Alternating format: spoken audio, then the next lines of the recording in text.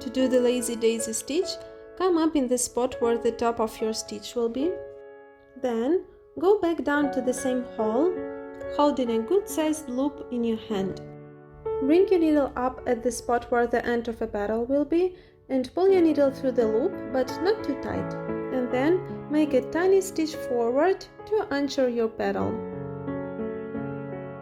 As an example, I'm creating a smaller lazy daisy stitch, so you can see that you may experiment with the size depending on your pattern.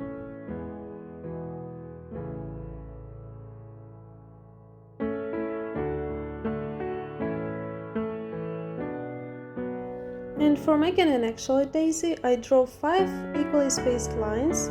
You start in the middle of your flower and then you create a lazy daisy stitches, always coming up from the same hole in the center.